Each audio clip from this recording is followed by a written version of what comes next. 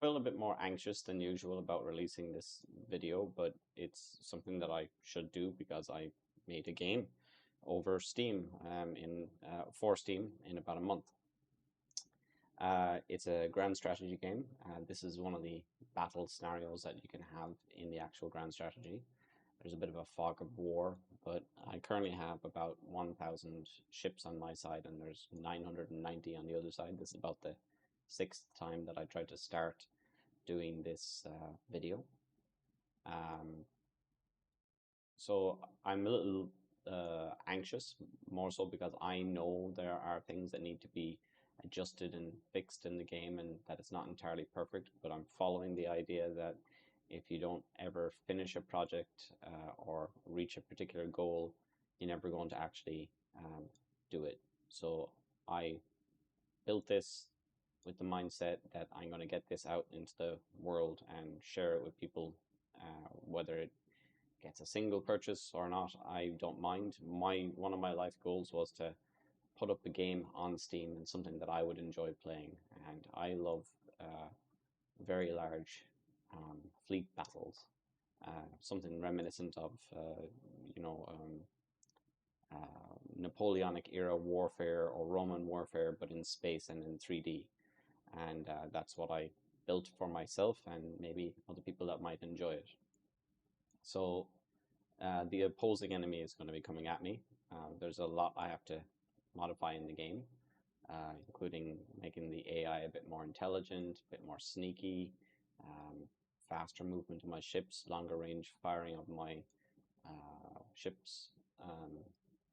Yeah, there's a lot to do, but this is my game, and I'm probably going to talk about my struggles that I had with it.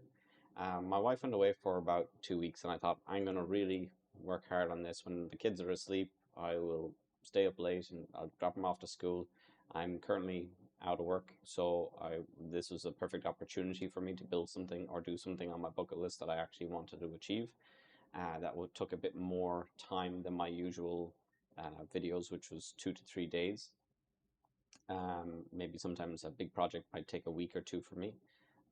But this one ended up taking just a month to build the actual game.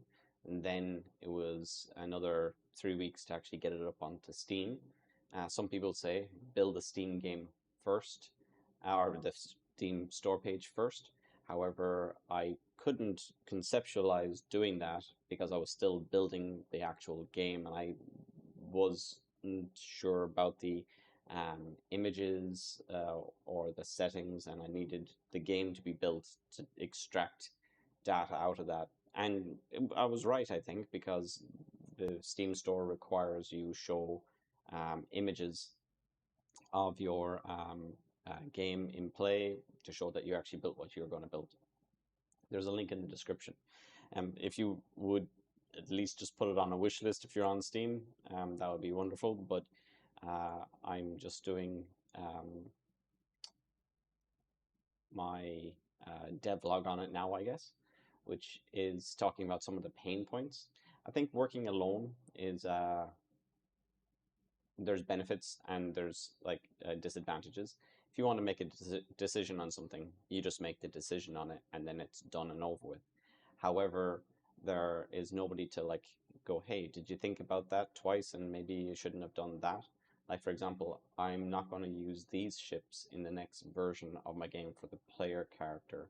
I think these would be better as one of the AI characters because they're meant to be the Red Pearl pirates, and I see them as the underclass victim character that needs to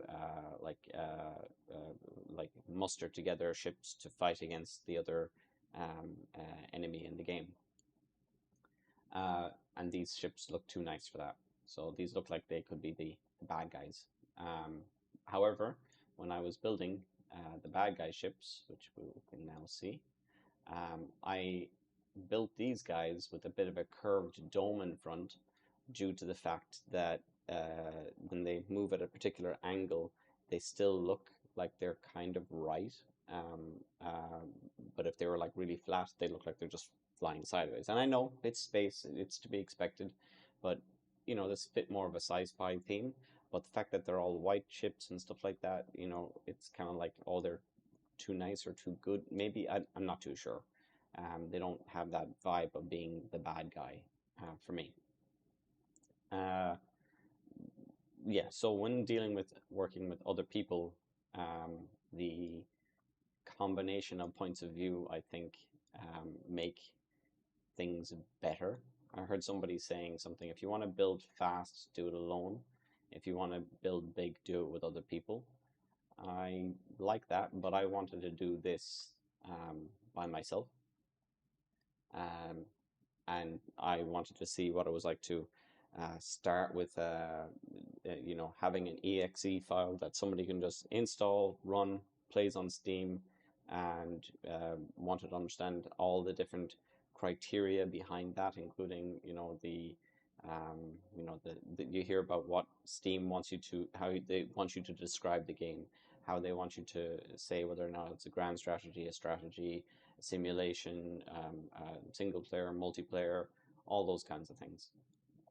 So, yeah, I think that I'm lucky that I have a lot of experience with using, um, um, having made an awful lot of projects, and I knew how I wanted to start, or at least I thought I did.